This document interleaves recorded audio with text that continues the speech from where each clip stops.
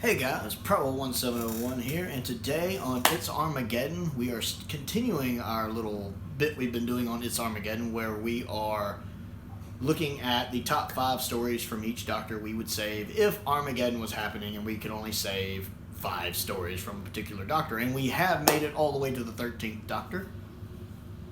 So today we're going to be talking about which 5 stories from the 13th Doctor, excuse me, sinuses are up today, would we save if we could only save 5 stories from her era. Now, at the time of recording this, only Series 11 and Series 12 have aired, so I haven't seen Series 13 yet. May update this list after Series 13 comes out. Now, before we get started, I know there's a few of you in the comments who think you're really witty, and y'all are going to be like, ha ha, I would save none of them! Ha ha ha ha ha! I'm so funny! Anyway, there are some good stories in Whittaker's era. There are some bad stories in Whittaker's era, but there's also some bad stories in, like, Tom Baker's era. So, every era has strong and weak stories. So, there are some good stories in Whittaker's era. And we're going to look at 5 of those today, starting with the Spyfall 2-parter. I really liked it. Nice James Bond stuff going on. Got Stephen Fry in it, even though not for long, which was, not gonna lie, surprised me. I'm like, they just killed Stephen Fry already. Loved everything with O going on. I liked O as a character, thought it was interesting. Liked the fact that he's met the Doctor before from a past adventure we haven't seen. That's pretty cool. The reveal, I really like a lot of the chase scenes. I like when the 12th Doctor confronts the kind of Steve Jobs guy. And she's just blunt about it. So, I know what you're doing. Yeah, aliens on the planet. What's going on? She doesn't even try to be subtle. She just flat out calls him on all of it. I actually really liked that moment. That was actually a really nice moment. Doesn't even try to be subtle. Like the little chase with the motorcycles and stuff. That's nice. Love the reveal at the end. The master reveal. Loved it. Yeah, you might be like, Russell did that with Utopia. Yeah, he did. But it's still great here. I didn't see it coming. So when it happens, I'm like, ooh. Absolutely loved it. It was really well acted. Really enjoyed it. Loved the Spyfall 2-parter. Part 2, not quite as good as Part 1, but loved the whole thing. Number 2 is the Tesla episode. I've talked before about how the Nikola Tesla episode really is like Vincent and the Doctor if it was good. It's like a way better version of Vincent and the Doctor, because most of the people who watch my channel know I don't like Vincent and the Doctor. Subjectively, I don't like it, and it has objective flaws as well. But the Tesla episode's really good. I like the villain in it. I love the makeup for the villain in it. I love the fact the actress playing her also played Ronnie in Sarah Jane Adventures. I love the fact they're scavengers who just steal technology. Love the guy playing Tesla. He's so good. And seeing him and Edison having to work together, well, I find very unlikely. Interesting to watch. And plus, I think they get the setting pretty right. Also, I think Yaz is pretty useless, but that's kind of par for the course for most of her run. Though she does get better. We'll get more on that. Number 3 is Fugitive of the Jadoon. I think it's just a fun roller coaster of a story. I find it perfectly rewatchable. I like the Ruth Doctor. I like everything they do setting up Ruth. I think it was a great twist. Great seeing Jack back. I'm a big Captain Jack fan.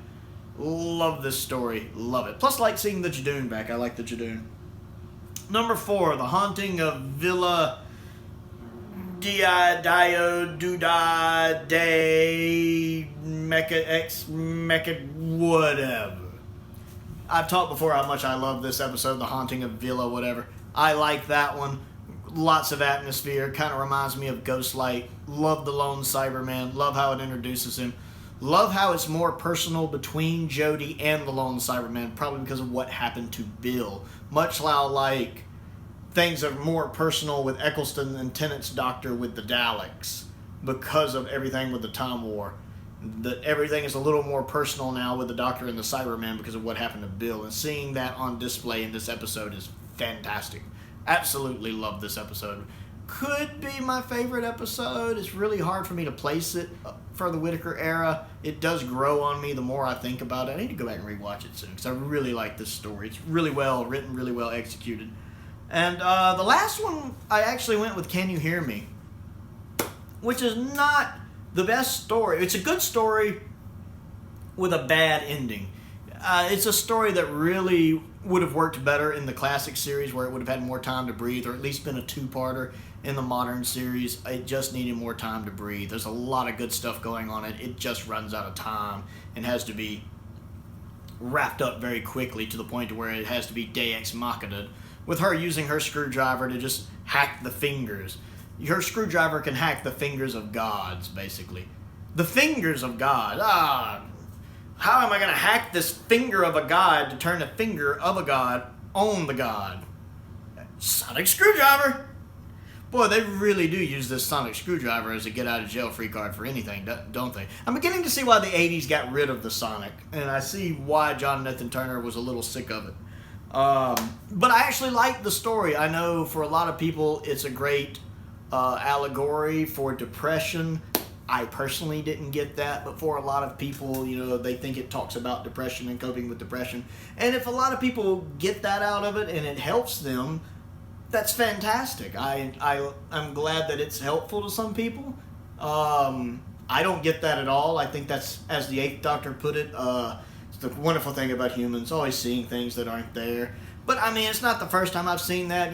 Whenever I hear people talk about survival and people talk about lesbian overtones, subtle lesbian overtones between Ace and the cat girl, never got that at all. Never got that at all.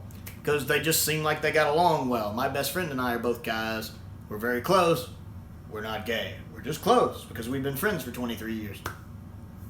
But, I just got the impression they got on. But, that being said, if you do watch Survival and you get that out of it, then hey, cool, great for you. You win. If that's what you pick up on, then that works for you. So I'm not saying it's not there. I'm saying I didn't pick up on it. And I know the writer of the story has, I believe, has said, yeah, I purposely put that in there. I purposely wanted those subtle overtones in there. Although whether she actually did that on purpose or where they were like, so did you do that? And she's like, yeah, I totally did that. I am progressive. So, I don't know. That's a bit of a tangent on that. Same thing, though, with Can You Hear Me? I don't know whether they wrote it as an allegory for depression or if that's just something people picked up on. Either way, it doesn't matter whether it's intentional or not. If that's what you get out of it, then that's what you get out of it. I'm the same way with like poetry. I believe a lot of that stuff's open to interpretation. Back when I was in school and they'd be like, so what do you think the poet meant when he wrote it?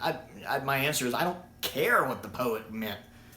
It's not what the poet meant that's important to me. It's what I get out of it, I having written about 140 poems myself, I don't really care if somebody reads my poetry and what they get out of it's totally different than what I was thinking about when I wrote it.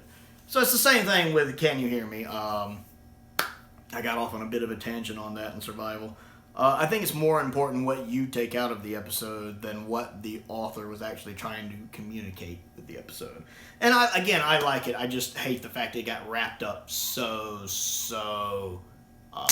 quickly, because it is a really good story. So those are my top 5 for the 13th Doctor. Yes, they all are from Series 12, because Series 11 isn't good. It actually, I do consider it to be the weakest season/series in all of Doctor Who, which I have a whole video giving my objective reasons for that, if you want to check that out.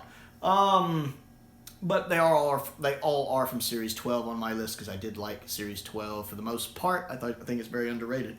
So, what top 5 13th Doctor stories would you pick, and why do you feel the way you do? So, other things to do. First off, comment down below and let me know on all that. Other things to do, click the like button, click the subscribe button, click the bell for notifications so you never miss out on a new video.